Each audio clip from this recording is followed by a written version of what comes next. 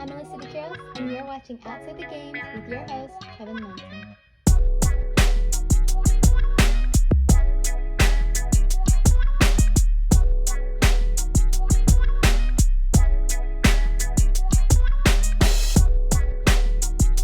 Well, we'd like to welcome everyone to Outside the Games. Thank you so much for coming in. We have a great student athlete for us that's here today. But before we get into that, this is a show for the student athletes, talking about their character on and off the field, who they are, academically, in their sport. Yes, we have a student athlete that we're speaking of today. That is Arrington Maiden. He's the class of 2024 quarterback. 6'2", 180, got about a 3.8 GPA, doing it in the classroom. Arrington, welcome to our show. Thank you for coming on to Outside the Games. How are you?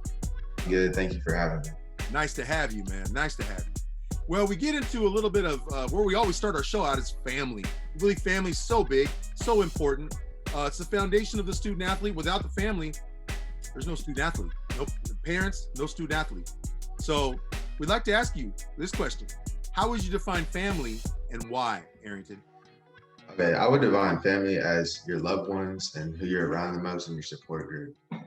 And I think family is really, at the end of the day, all you got, because they raised you, and that's who's going to be with you, when you're doing good and when you're doing bad. That's big. That's big. We always talk about the parents, though. The parents are so instrumental, Arrington, to your development, because they're the ones underneath the roof. They're the ones talking to you. Hey, go take out the garbage. Hey, can you make sure you clean the bathroom? Little tiny household chores, but it's the little things that matter so much. But there's more involved. There's more sacrifice. Let's start out with your dad. What does your dad do for you to help you become the best student athlete possible? Well, my dad doesn't live with me, but I talk to him a lot, and we talk about football, and he talks about make sure I'm staying on my grades and all of that. And he's been a good role model in my life and just helping me through things and stuff. And even though I don't live with him, he still is there for me. Yeah, father's impact is so crucial, so big, because if they're there, they're present, they're able to talk to you, they're able to be with you, help you out in certain things and situations, challenges, adversities, means everything. That's a good point. About the fact that your dad is that way. Talk about your mom, though. What does your mom do for you? I love my mom. My mom has been with me for day one. She's helped me with everything, my schoolwork, just getting me where I'm in today and being a young man and keeping me disciplined and focused and all of that. Each of your parents play different roles. And so it's great because it gives you a nice variety in which they support you and help you out. So that's great. Talking about mentors, mentors are the extension of family. And when you look at, they can be family too. Mom or dad can be your mentor. But who are your mentors and why, Arrington? Well, I would say his name is Doug Vance, and he's a really big part. He's with me right now. He's a really big part of my life. And he's really been there for me and through thick and thin, and just keeping me also grounded and helping me through stuff and keeping me focused on my grades and football and all of that. And also my coach, Coach Huff, he's been a good mentor to me and also keeping me grounded and getting me to be a better football player each and every day. Yeah, and props to Doug for doing that, because again, it's taking time out of his schedule and loving to being able to, talk you up, help you out, motivate you to be the best you can on and off the field and academically. That's huge. Looking at College Station High School, because again, you're in Texas. So I don't know if we announced that before, but you are out of Texas at College Station High School. Somebody's next door. That's Texas A&M, of course. But tell me, Arrington, what is it like for you at College Station High School? You're a freshman only, but there was that time of going from, we always talk to the student athletes and ask them what that time is like going through 8th grade, then up to high school. Take me through that experience. Well, I started off the year, I was nervous at first, but so starting at football, I remember the first day, it was in the morning, and I was just starting off in the year, and football wise, I was just having a bad time. My routes weren't on timing, and I was just off, and I was struggling a little bit.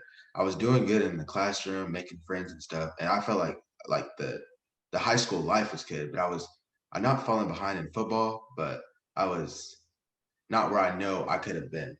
But later on in the year, I got moved up with the JV team, and I started that's where I started getting a click because I was working with Coach Huff each and every day after school during the period, and with the upperclassmen.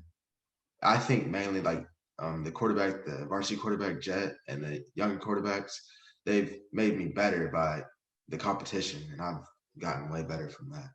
Oh, that's big. No, when you have peers that are older than you or that are around you and help develop with you, you're seeing different things. You're observant enough to see things that you can improve on. You can make different changes to your toolbox, as it were, as a quarterback. About your high school, what is the experience like? So you went into about how you get the academic support, but you had to kind of learn really quickly where biology was at. Yeah, yeah. Because I mean, you're attending I, school. This is not a hybrid learning. This is not a Zoom learning. You're actually going to high school. So what is it like with regards to being with your peers, the student body, around the different athletic programs? Take me through all that. so the first day it was bad. It was so hard to find classrooms. There's 3 stories.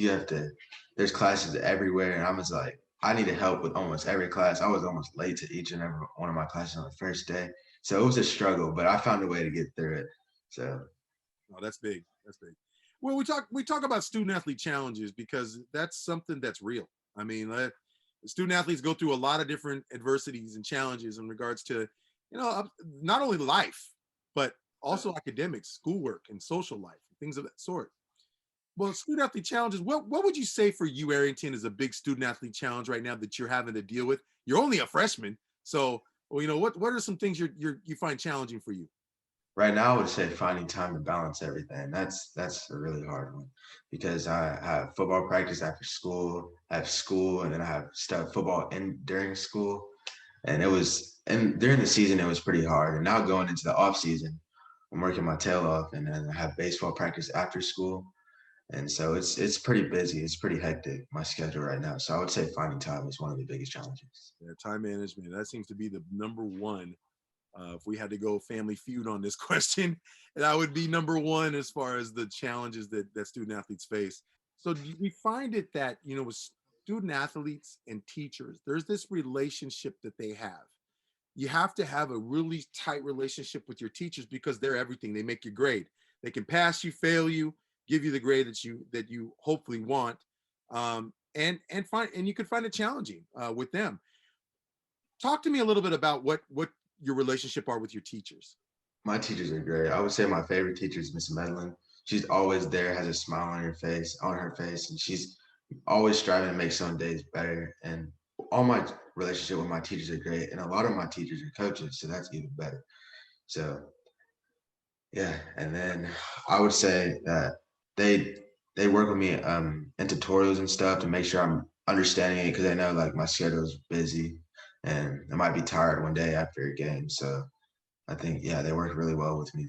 Well, we always talk about the student athlete from a standpoint of the teacher understanding that they are a student athlete. A lot of times, teachers will go, you're a student athlete. You're just trying to, go to school so you can play the game you love. But it's more than that. Um, Yeah. you find that you want to represent student athletes a certain way when it comes to teachers. Yeah, well, my mom always told me that school come first, no matter what. I mean, if I'm making a C, I'm not playing that game. It's either A's or B's, and she wants me to strive for all A's, but she understands that sometimes I'm gonna make a B, but I'm always striving for all A's. Well, that's powerful. That's really powerful. With your class, what is your favorite class, Arrington, that you like in school? Um, I would say geography, just because I like the stuff that we learn there. It's I feel like I'm actually learning something in that class, and I'm getting stuff out of it. Beautiful. What's your least favorite class? There's always a least favorite class for student athletes that they just, nah, I don't think I like this class. I'm okay. I'll go, but it's a little bit of a struggle. Which one is yours? I would say, well, my least favorite class to be in is math, but I would say my hardest class is biology. I Ouch. feel like I struggle in biology, but I still have a B, but I do struggle in biology. But my least favorite class is math. Yeah. So those two, science and math. I mean, that's big. A lot of times, student athletes, they say that if some feel that, oh, I don't need a tutor. That's kind of weak. I need to do it on my own. Not the case. If do you think that tutors are a big part then they play a big part for the student athlete to be successful in academics? Oh yeah, for sure. There's been plenty of times where I've gone to my teachers and just been like, "Hey, I don't get it. I need help," and that's really helped me. So yeah. No, that's big. Well, I tell you, we have here Arrington Maiden. He's class of 2024, quarterback at a College Station High School in Texas, the Lone Star State, with the GPA 3.8, doing it in the classroom. We'll be right back. Dr. Mark Gabriel. I'm a chiropractor at the Wellness Center PDX and the Wellness Center Beaverton. My main goal is to help out as many patients to get out of pain as fast as possible by giving the body its natural ability to heal itself. So we have two clinics. One is in the heart of Lower Hearst neighborhood and the other one is on the west side by St. Vincent Hospital. We have multiple providers that are able to assess the body from various different angles by assessing the nervous system, the muscular system, and the bones as well as the joints. And that way we can be able to provide a treatment plan that's individualized for every single patient. We have a holistic approach to be able to heal any joint pain without surgery. We accept all major health insurance plans, and if there is something that is not covered, we make sure it's affordable. At our offices, we treat the main cause of the problem and not just the symptoms, because symptoms might come back again and then the problem gets worse.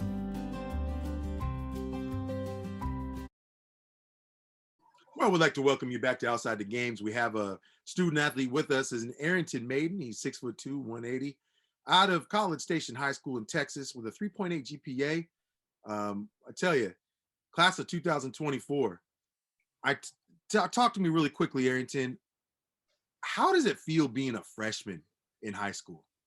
Take me through that. I honestly come in with the same mentality as I'm a senior. I gotta go get it. I know that everything I work for, everything I work for has to be earned. So yeah, I gotta go get it. It's not gonna be given to me. There you go. I like that outlook. That's a good outlook to have. Well, the student athlete and teacher relationship, there are some things that you have to do, Arrington, to help the teacher be successful in the classroom. What are some things that you have to possess to help the teacher out and be successful? I would say leadership is my number one because, I mean, people are going to follow what you're going to do, especially being a quarterback. I mean, people are going to feed off your energy and just being a role model in the class. And that's what I would say. Yeah. I think the thing is too, for the teacher though, we don't leave them off the hook. For the teacher, what do they have to do in order to help you be a successful student athlete? I would say mainly focusing on the student individually. Like each student learns differently, and I feel like most teachers understand that, but some don't. And I feel like don't make the class boring because kids do get like they're off the thought track and we think about other stuff and we could be focusing on that. But if the class is interesting and we feel like we're actually going to get something out of it and learning from it, then by all means, we're going to be focused and ready to learn. I think what I'm hearing from you though is teachers have energy when you present your lesson. That is everything. Is that true? So that's true. Because if you're just dead on the smart board or on the chalkboard, I mean, no one's gonna want to listen to that. That's why, like, I had a teacher in 8th grade. His name was Mr. Roberto, and he told us a story every day when he taught. It was the best thing. It was the best thing. He had sticks, everything. He was the best storyteller, and that's why you got a teacher like I think got like one of the best teachers in Texas or something. He was really good. So Arrington's trying to say something, teachers, is that for student athletes, they got to be engaged, right? Yes, there's some ownership on the student athlete to want to be there, to be listening, but you also, the teacher has to have a level of being exciting. Try to present the lesson in a way that people can get it. Because here's the thing, you remembered that. You remembered how that teacher was. You recalled how that teacher taught his lessons. So that's a little something for the teachers to understand that, hey, everybody can be tired. You got to push through it. You got lessons to do. For the student athletes, help them learn, help them get their lessons. Yeah, very true. With you in media, we talk about media because media is such a big piece to the student athlete. When we're talking about how do you handle it right? How do you feel about media? And there's so many social media platforms out there. do you think that the student athlete has to handle the media portion of things the right way? Yeah, I feel like the main thing is if you're gonna be able, if you want to use social media, you have to be responsible. Social media is great and it's horrible. I mean, there's some bad stuff on social media, but there's also some really great stuff that can help you. And that's what I try to use. I use my social media for great things that help me with my school and interviews like this, because that's what it boils down to. What have you noticed about yourself when it comes to being a student?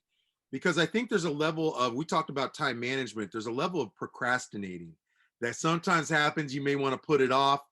Do you find it that that's a hard thing for you? No, I feel I'm when I'm gonna do something, I'm gonna go do it, and I'm gonna listen, and I'm gonna go do it right away because I know if I put it off, something else is gonna get in the way, and it's gonna block me from doing it. So it's hard. I mean, I want to do other stuff, but what it boils down to is that school comes first. If I want to play, my grades got to be right. Got to be right. No, very true. What is your goal academically? I mean, you're at a 3.8 now. What do you want to do more academically? Because really, I think we've talked to student athletes about this, that your Mhm. freshman year is Yeah. so instrumental to come out really good on your freshman year. We've seen it where student athletes wait till their junior year or senior year to get their grades right, too late. Yeah. Why do you have that approach of making sure that right off the bat, your freshman year, you take care of the things academically for you? My mom warned me actually before I started freshman year. She said, Arrington, your grades are going to count more than ever your freshman year because it's going to be hard to get it back because the classes are going to get harder. So I listened to her and I said, you know what, Mama, I'm gonna strive for all A's and I'm gonna get it. I'm gonna get this, and that's what I did. And I'm making all A's at maybe 1 6 weeks, 2 6 weeks, but might have a B here and there, but I'm really am striving for all A's. Well, we love that you are striving for that. With the support of say alumni or the student body, and especially you've been at school now, you we're getting through COVID. People are being vaccinated. Phases are changing. Governors are instituting different protocols. But do you find it that people really support your high school in athletics and academics and things of that sort? People outside the community, do they do that for you? Yeah, yeah, I really do. I think especially in Texas, it's big. I mean, people aren't like in Texas, we're doing like the restrictions for COVID, but people are wanting to get out and do something, go to games, go to ball games, because I mean, I think really people are missing it, and that's what it is. And I would say, yeah, they have because I mean, what's football with no fans? I mean, what's baseball with no fans? I mean, that's what we play for, and we play for it because we love it, but we also play for the fans because they love to watch it too. Now, you are a dual sport athlete. How do you really handle the grades in playing two sports, baseball and football? Is that hard to do? I would say it's difficult, but I've been staying on top of it. I mean, I would say it's pretty difficult, but you know, there's a lot of difficult stuff, but I mean, no one cares. So what? There are tools at your disposal, Arrington, that you have that you can use. I'll think of one, the phone, yeah, the planner, the calendar, whatever. What tools do you use to help keep you on track and organized, Arrington?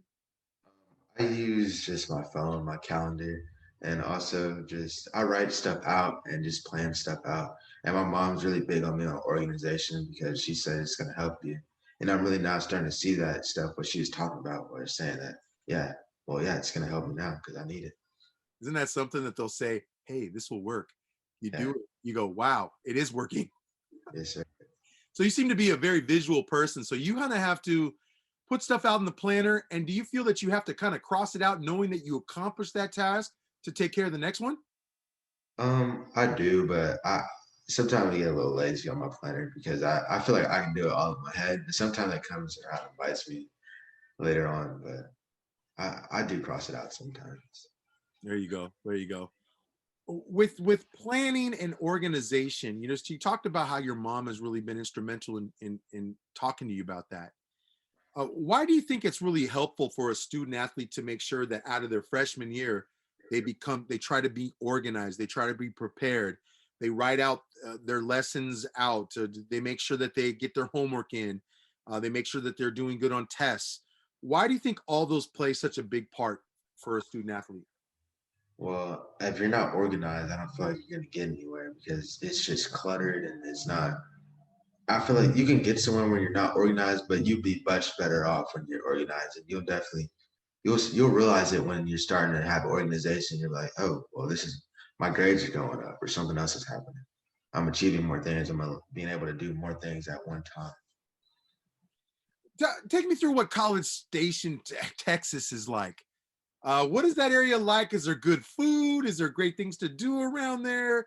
Do you find it that, we'll talk about a little bit about trying to find time for your friends, because we'll dive into that a little bit, but take us through what College Station is like. Well, the food here is very diverse. It's just like college town. I mean, we have Indian food, Chinese food, Mexican food. We have everything here. So the food is really good. And we have multiple like places to eat at, and that's great. And I would say the culture in College Station is pretty, I mean, it's a college town. So I mean, there's college in the spring, there's not really that much people. Like on spring break, we're on spring break right now. And there's not really that much people here. But now the college kids are starting to come back, and it's starting to fill up a little bit. But when it's like summer, spring, you can see where like College Station is pretty empty, because I mean the school holds from a lot of the population here. Arrington's like this. Where'd all the people go? Yeah. Let's talk about your friends. Okay, there's that social life that you have to manage as a student athlete, Arrington.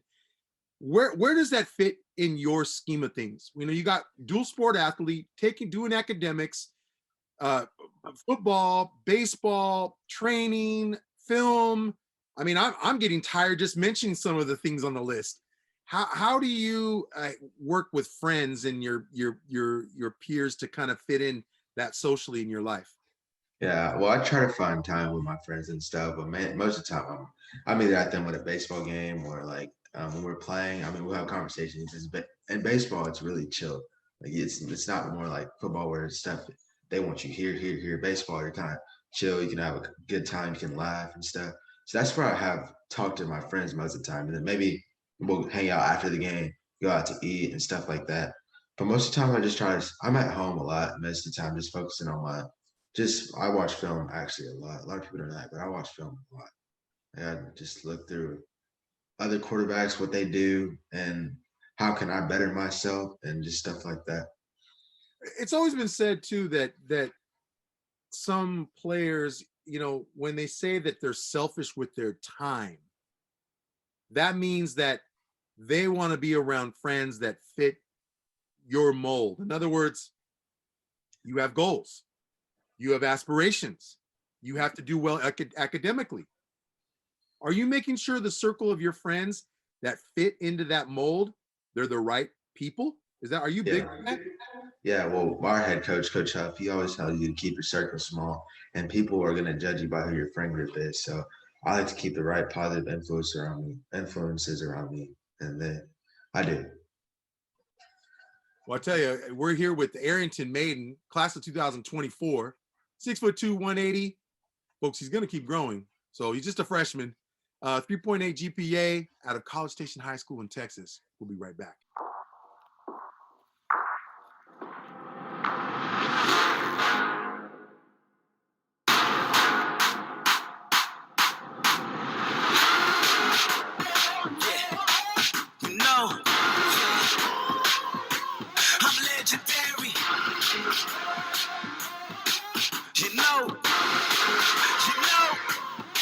Let's go. Out of the dust, a legend is born for the game, born for the throne, up from the ground, and out of the gates.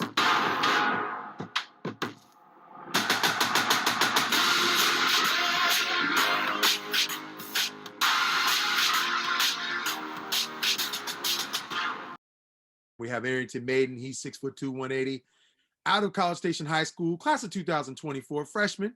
He's already got a 3.8 GPA. Folks, yes. Arrington, we discussed with you about your faith.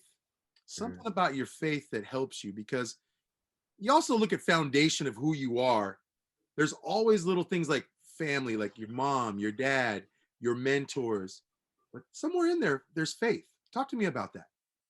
Well, without God, I'm nothing. And I mean, he he really has blessed me with this athletic ability to use my talents to share his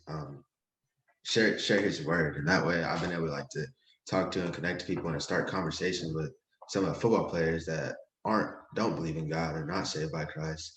And I've been having conversations with them and trying to tell them about Jesus and that he's coming back soon. And I think faith is my number one. That's the biggest part of my life right now, because without God, I'm nothing. That's strong. I appreciate your thought on that. And that's a belief system that's so huge and so integral as far as who you are, what you are, and what makes you. Well, Arrington, we talk about football. Yes, we do. We talk about football, and I see a smile on your face as I mentioned football. First of all, Arrington, what made you want to play that sport? What made you love football and want to be a quarterback? Of all things, a quarterback. Well, I actually started off as a receiver. So I played flag football for a college station team. And I was a receiver for my first year. And then my second year, I started playing football. And I just realized like I can kind of sling it. Like I can throw it better than some of these kids.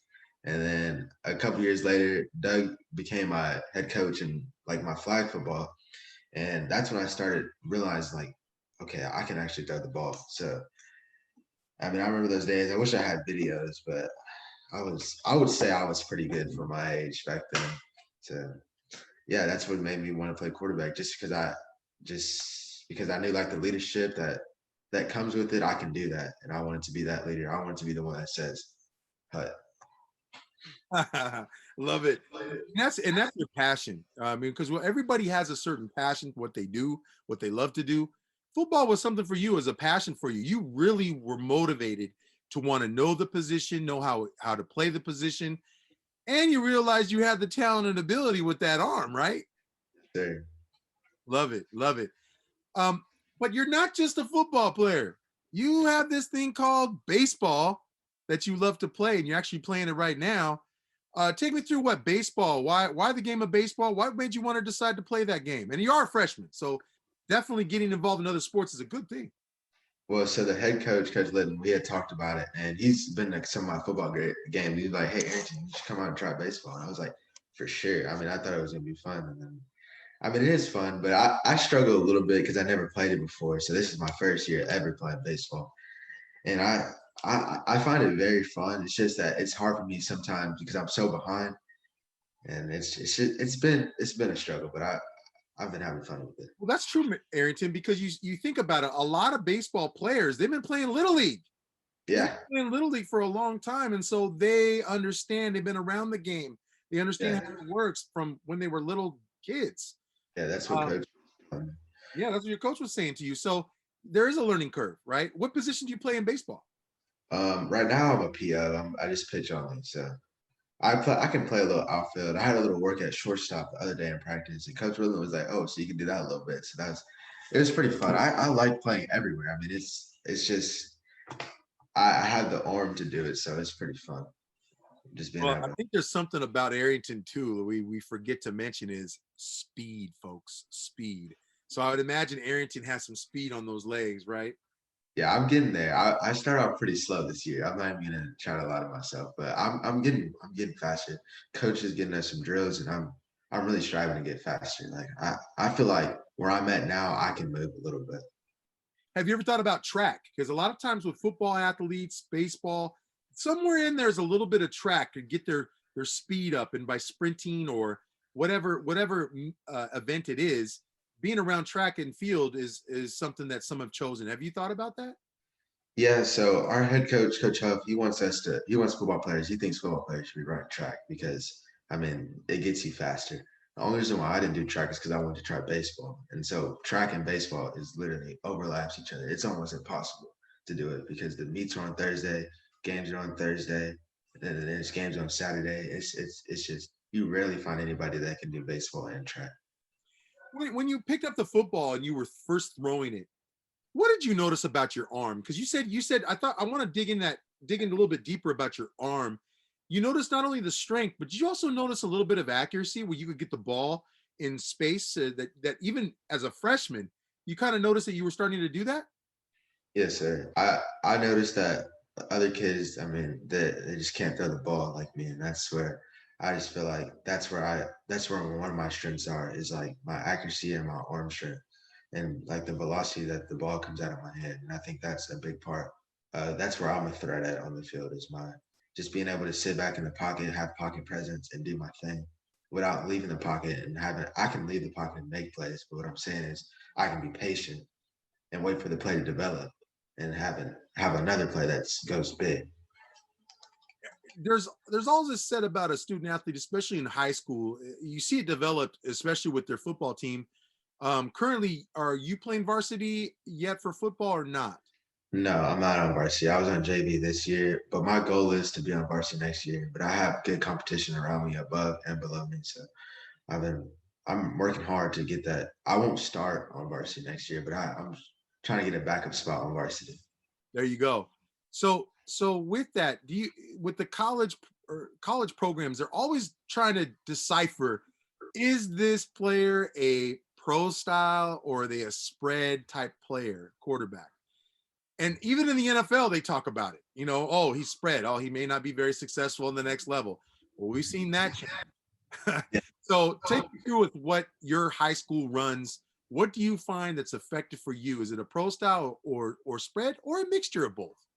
I would say a pro style offense. I feel like I can do both, but I feel like I'm more comfortable sitting in the pocket, moving around, because I worked with my head coach with pocket presence, keeping your feet on the ground, and always ready to fire the ball. So that's what I would say most of my strengths are at, is being in the pro style offense. Part of it too is the quarterback making reads. So if you don't see anything downfield, obviously you didn't give it to your running back. He's blocked. So sometimes a quarterback has to make a decision to start running, right? Mm-hmm. Yeah. How do you notice that? And what do you notice when you see a play break down and where you're making a decision to run? I would say I always look to pass first. I always keep my eyes downfield, and I will run, but I feel like running should be my last resort because it's always that split second where a play might pop up, and sometimes you'll go back and you go through film. Well, dang, I took off too early. If I waited one more second, that's 40 yards. You know. Talk to me a little bit about 7-on-7. Now, you played 7-on-7 last year. You didn't do it this year because of baseball. But what was the experience for 7-on-7? What did you like it? Did you enjoy playing it? What did you find useful for you as a quarterback? Oh, I love 7-on-7. That's it. It really helps your timing with your receivers, and it's just a fun game. Don't want to say I almost like it better than pads, but it's so fun. It's just because it's you and the receivers, and you're just working to work on your timing, and you just you throw that jump ball up, your receiver makes a play, and it's just a fun time. For you, Arrington, in 7-on-7, when you're in the quarterback position, how do you manage your team? Like you got your wide receivers, you got a running back, they're pretty much skilled positions. But how are you handling your team? You try to be a very vocal leader, or are you a leader by your actions that you put on the field? I would say I'm a mixture of both because I feel like some guys are leading a different way, and I'm that type of guy that I'm going to be a role model to my teammates, and I'm also going to hype them up and make sure they're not down. And I feel like your team, especially at the quarterback position, feeds off of you a lot. So that's a big part of that. And I would say I manage my team just by staying calm, not getting too excited. I never get low. Never see your team get low, but not getting too excited. Just staying calm. Yeah, poise. That's the word I think of right off the bat is poise in the pocket, poise under pressure is such a big thing for quarterbacks. How do your coaches, we like to speak about, especially what 7-on-7 organization you with? Last year I played for Battle Cats, but right now I'm practicing with C-Stat, Okay. which is College Station. Okay, perfect. So with those coaches, how are they helping you? And how have past coaches helped you on the 7-on-7 level to help you get better, Arrington? I would say mainly the routes that I might struggle with, they drill me with those routes to get me better at throwing those type of routes because that in the long run, I mean, it does help. It helps a lot, 7-on-7. I think that's where you build your timing with your receivers. And that's what kind of sucks this year that I didn't need to play, but I'm still working in the off season really hard. I'm out throwing the ball almost every other day. and giving my arm some break and icing it, and keeping it well. Well, there's highs and lows in 7-on-7 too. You know, there's highs and lows in the sense of, hey, we're up by 6 or we're up by 10, but then the other team comes back. You were saying something about having poise and trying to control your emotions and be a leader. Do you find it in pressured situations that you find those as something that you want to find, that you want to get through, you want to be battle tested, you want to be under those pressured situations? Do you find you thrive under those? Yes, sir. I love the pressure. I could tell you like plenty of situations where I've been in pressure situation, not in 7-on-7, but in pads where you're down by 6, you got to go score, and you got to go score that driver. You lose the game, and I love being in those situations because I feel like that's the dog mentality in you. That's where you can show how competitive you are, and that your team knows that you're gonna go win it, and that they can rely on you to know that you're gonna come out with that W. And with your team relying on you, when you're in the huddle, they're looking inside your eyes. They're reading everything about you. Does he show fear? Does he show indecisiveness? Is he not sure?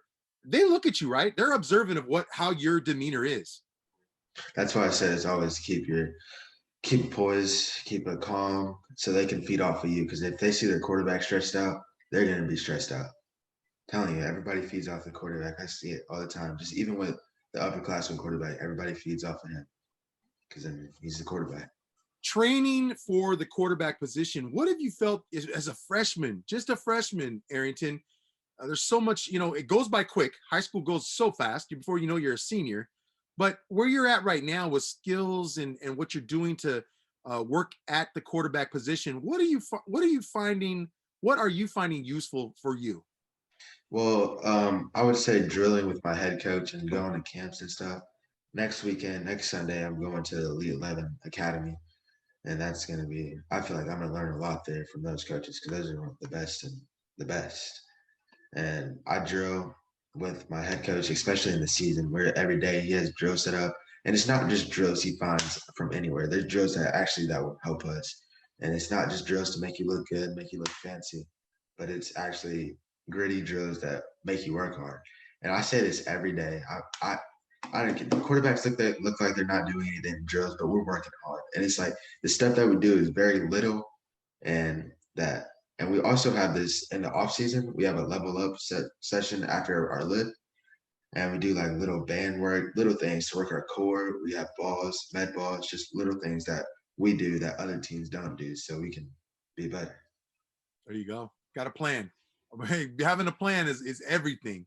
Is everything. With you in football, and especially, how did your team do last year with 7-on-7? How did you do as a team? And you want me to talk about 7-on-7 or pads? Because 7-on-7. How'd you do last year? The previous year? Last year we didn't do too hot. I was in 8th grade last year. So Our Battle Cats team, we didn't do too well. We won at the tournaments, but when we got to to start going qualified for state, I think we went 1-1, and we lost in the second round. Well, and why I'm touching on that is because the losses and the fact that you struggled as a team, and you may have struggled just personally as a player, you use that for fuel. Isn't that true, Arrington? You take whatever's negative, flip it to a positive as fuel for you to get better. Is that how your attitude is? Yes, sir. That's my mentality. Yeah, mentality is big. In the position of quarterback, they have to have a relationship with their offensive line, their running back. Why is that relationship important to have with those individuals on your team in pads? Because it's not a one-man show. The quarterback might be the guy that everybody that's getting the snap every time, but the offensive line have the hardest job. I don't care what anybody says. Their job is so hard. Every time they're getting hit every time, and they're just blocking and blocking and blocking over and over. And so I respect my offensive line and I love my O-line. They do a great job. And that's why at the beginning of the season, when I moved up with the JV guys, I told them the first day we got out of practice, I said, "Thanks for blocking for me, guys." And they remember that forever. I still have a kid that comes up to me and he's like, "I remember when you said thanks for blocking for me." Well, we see it very instrumental that the line of scrimmage, that of being the trenches, right? Offensive line, defensive line. We know, and we've seen it in the college football championship, where if and even in the Super Bowl, you don't have a really efficient line that's healthy, you're struggling. Is that true? Yeah, that's true because I mean, you can't go anywhere without them. If there's no line, I mean, there's no second. I mean, there's no quarterback, there's no running back because they're just gonna get killed. How do you feel about your running back? There has to be timing there to know how to hand off the ball if you're gonna, make sure that they're blocking for you, that they're set up right in that specific play. How big is your running back to you? Because it's that 1-2 punch. Not only can you throw, but you can also hand it off to him. Yeah, I would say that their running backs are a big part of our offense. And also me knowing what the running back is going to do, just knowing what everybody's going to do before the play even snaps. And I feel like that's a big part of playing quarterback. Because if they're blitzing from the right and he's on the left, I'm going to tell him to move over. And he's just going to have to be able to trust me to know that I'm doing the right thing.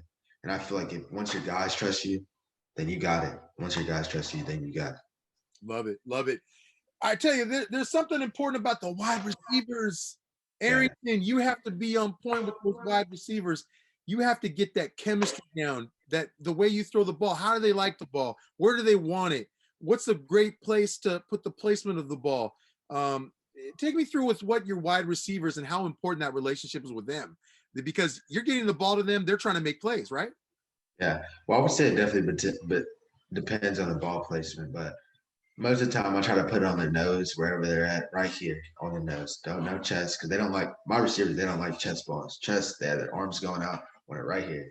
So that's what I try to strive for every time. And it definitely depends on what type of route it is. If they're running the corner, I'm gonna try to put it on that left shoulder, that left arm. If it's put the right side, if they're running it out, I'm gonna try to put it where the sideline is and where only they can get it.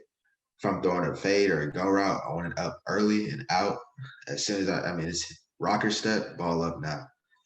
And that's what I would say with the timing. And that's why I think 7-on-7 is really important because once you get timing with your guys, then the defense can't stop it. It's hard to stop pass routes, especially if they're crisp and clean. Man, reps are everything. Reps are everything to a QB. Timing, reps, hey, can't get enough of them. Now, I want to know. I'm gonna dig into your mind, get into Arrington's head. When you're looking at a coverage defensively against you, what do you look for, especially if you're running a specific play? How are you noticing how they're set up? Do you notice how far in they are, or how far out they are, or a cover two, perhaps man-to-man coverage? What are you looking for when you get to the line of scrimmage and you're looking out there to the defense? Well, I would say the first thing I look at is the linebackers. I'd see if they have weight on their back foot, if they look angry, if they look like they're finna come get you. See if they're blitzing. And the second thing I look at is the corners. I look where the corners are at. Are they manned up on that guy right above him? And then I look at the safeties. I see is there one safety? Is there two safeties? And then if the corner's facing in towards me, kind of looking at me, it's probably going to be zone. If he's head over the receiver, then it's probably going to be man. If it's covered two, that means there are two safeties back, and that's going to be zone probably. And they could do zone man, but I haven't seen a zone man. So just knowing that I have to hit the gaps, and that's where it actually comes in. And I have a drill that I do at home, is where I have to wait for the zones. I just sit there and just wait because and you have to rip it too. That ball, especially if they're running like a dig, that safety comes down. And let's say, okay, I'll just give you a situation. Let's say there's a 10-yard dig and a 15-yard post, and there's one safety. So if a safety comes down, you're going to throw the post. If the safety goes up, you're going to throw the dig. And I do little stuff like that. When I said I watch film and stuff, I just try to learn little stuff about that because I know I'm going to need it later in the long run. Because once you get to the next level, everybody can throw the ball. It's what's that you can't do that other people can. It's what that you can't do that other people can do that other people can't. Arrington, it's about breaking coverages, guy. Colleges, high schools, NFL, they all try to mess you up on coverages. If they can fake a coverage, have you thinking they're deceptive in their coverages. I would say that's corner. Tell me. I would say that's a big part of our offense too, because we go fast paced, so we don't give the defense time to do that. That's another thing. We're fast. I mean, we go down to school, so we move the ball pretty fast, and that's what I'm saying. We don't give the time defense to give those fancy calls, and they're dog tired, and that's why I think that's why we win stuff. Now quarterbacks get put in a situation where they have to block. Yeah. They get put in having to block. Take me through, Arrington. Have you made a block before, and what did that look like? And how do you feel about blocking, getting that crucial block when you need it, and you see your running back spring to the house? Okay, so one time we were running a reverse play, and I have to block the end on this play, and it was this big end. He was a big end, and so the running back handed off to the receiver, and I had to block the end, and I just cut his legs out. I would just cut his legs out. I was like, you know what, I'm going to get down and do it. Now, Arrington, you mentioned film, how important film is to you. You have to break down, again, we've talked about coverages, looking at coverages, seeing the film or seeing the play develop, and how a quarterback looks at his reads 1, 2, and 3. Because really you look at it, it's 1, 1,000, 2, 1,000, 3, you got to get rid of the ball. The ball's got to come out. You got to do something with it. So there's not a lot of time. How important is that film study for you in your training and development at that quarterback position? I would say it's one of the biggest parts in the season. The day after the game, that's what we do. We go into the film room and we break down the stuff. And at my level, at the JV level, they didn't really do too much breaking down the film, but they did enough to where I understand. But I did more on my own, understanding why I messed up on that play, or what I could have did better, or like I said earlier, if I could have just waited another second, I could have made a bigger play happen.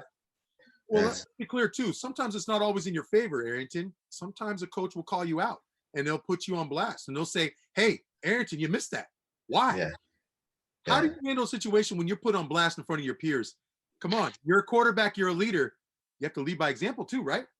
Well, I would say it's just constructive criticism, and you got to be able to listen to it with open ears, because the coach is not going to want you if you're not coachable. Amen. Well, I tell you, it's been a pleasure to have you on our program on Outside the Games, but I want to know something here. What's the goal for Arrington Maiden when it comes down to winning a state title? What is it? What are you trying to get out of high school? I know academically you're going to be strong. You want that 4.0, but what do you want also out of your sport? Well, I would say out of my sports is getting a state title with my team, and I would say that's the biggest thing. That probably means more than anything. I mean, more than an offer. It's just that feeling of winning a state championship. We won one 4 years ago in 2017. Now, I wasn't there at that time, but some of the older guys told me that's the best feeling. It's irreplaceable.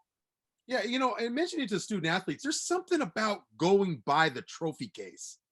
Come on now. There's something about going by the trophy case and seeing when they won the last state title, or looking at that banner in high school going, that could be me. That's a championship trophy. That could be me. Is that something that comes to your mind at times? Yeah, I almost think about that almost every day in the weight room. They have the banner hanging out, and our strength coach tells me, he said, the guys that won state, I don't think y'all knew how hard they worked. They worked so hard to win that. It's not easy at all. And we have a whole bunch of balls, a whole bunch of all the district stuff, but we want another state championship. I mean, that's what we want. We got one state championship. I mean, we've only been in school for we've been open since 2014, I think. Wow. We stayed in 2017, then now it's 2021. Wow. So that's my goal out of high school football, is to get a state championship and win one with my team. Hey, that's Arrington Maiden in a nutshell, folks. 6'2", 180, Arrington Maiden, class of 2024. He's just a freshman. 3.8 GPA out of College Station High School in Texas. Well, I tell you, it's been a pleasure to have you on our show, Arrington. You've been gracious, boy, especially when you broke down some plays for us, what it looks like on coverages and all that as a quarterback. You took us into the helmet a little bit. Yes, sir. We appreciate you. Yes, sir. Well, we're not done. We have this thing called the Quick Blitz. We get to know you even better. Arrington, people want to know, what is your favorite food? That's hard. I love to eat, and I would say I had grilled pork chop today, and that was pretty good. So I would say grilled pork chop is my favorite food. There you go. Favorite dessert? I like cookie cakes. I love cookie cakes. I had one a couple years back. I haven't had one in a long time. Yum. But flag football, they got us cookie cake because we won. I think we won the championship or something like that. So, delicious. Apple or Android, and why? Apple, 100%. I feel like Apple is way more organized.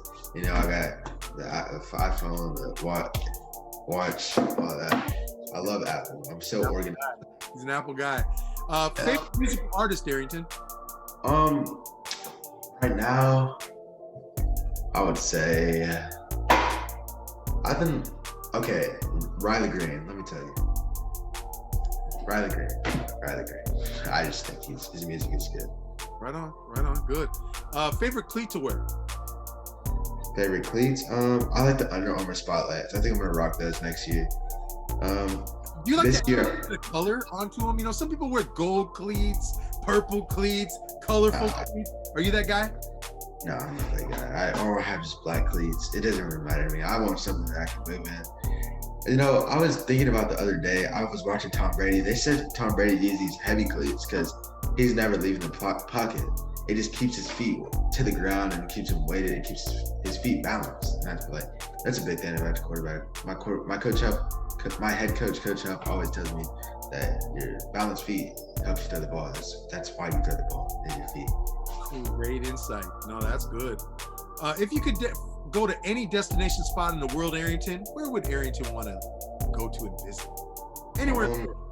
Fun fact, I haven't been out of Texas, so I don't know where I would go. I don't know. Yeah, no, any airlines looking to take Arrington anywhere, please take him somewhere. He's been in College Station a lot of his life. He's going to eventually want to go somewhere and visit. Hey, no, I get it. Well, Texas, I mean, you don't have to leave it. Look how big it is. I mean, what do we have to do? I mean, there's no. But there's something about tropics, though. Tropics. Yeah, I want to go. I do want to go, to Florida. I want to go to Florida. I take that back. I think I want to go to Florida. I knew if I brought tropics, palm trees, whatever, white sand, I knew there would be something for you. Favorite casual shoe to wear, Arrington? Casual shoe? Sperry's. Are you rocking those? Yeah, I like Sperry's and I like Hey Dudes. I don't know if ever seen those, but the Hey Dudes shoes, I love those. There we go. Last movie you just saw. I mean, theaters are starting to open up a little bit due to COVID. Things are changing, but what was the last movie you saw? The last movie I just watched was Ghost Rider, and that movie was so good. I watched it for the first time. It was such a good movie. Oh, dang, he recommends it. I love it. For you, if you had to drive a car, any car or SUV that Arrington would just love to get in and rock, what would it be? I'm taking me an F-150 with a lift. Yeah. Really? Yeah. Is that a Texas thing? Truck? Texas thing. It's a Texas thing. That's all you see here is trucks. I love it. That's so great. That's awesome. Get serious on a couple points here. One is, if you were running late somewhere, Arrington, and you had to let somebody know why you were running late, would you call or text, and why? I would call and text, because I call them first because just to let them know. Like, I feel like people can, when they hear your text are misleading. So I don't know. I feel like when people can hear your voice, your tone of voice, they know if you're being serious or not, and just stuff like that. So I'd say I would call them. If you found it, you're a freshman in high school, and there's something to be said about helping others, right? If you saw another freshman, perhaps a new freshman, right? You're going to be a sophomore next year, but you saw another freshman struggling somehow in the school. You kind of are observant that way. What would you do to help them? I would do whatever they asked me to help them. I mean, as long as it's not nothing crazy or anything, but I'd be willing to help them because that's what you do. You help somebody when they're down. Last thing your mom told you. I love you. 2021 is something different. If you could change anything in the world today, one thing that you could have an impact on, Arrington, what would that one thing be? I would say bringing people closer to God, because I feel like there's a poster right here and it says, if we forget that we're one nation under God, then we'll be a nation going under. And I feel like that's really big, because I feel like the world is getting bad right now. And I feel like God's coming back soon. And I feel like stuff is not how it needs to be, and there needs to be change. And I would say, What's your favorite scripture? John 3:16. For God to love the world so much, he gave his only son. There you go. I also find this one very good. 1 Corinthians 15:33. What's that? Do not be misled. Bad associations spoil useful habits. And that's good. That's a good one. Yeah, no, both of them are good. Anytime you get the Bible out, right? It's always helpful to try to, do some personal study and research. That's definitely a good thing. So I will say this. This is my last question to you. Again, it's what you would prefer, okay? What would you prefer? Would Arrington prefer shoelaces on his cleats that tore? Wait, Arrington, Or would you prefer being on Outside the Game Show? outside the game show? Of course.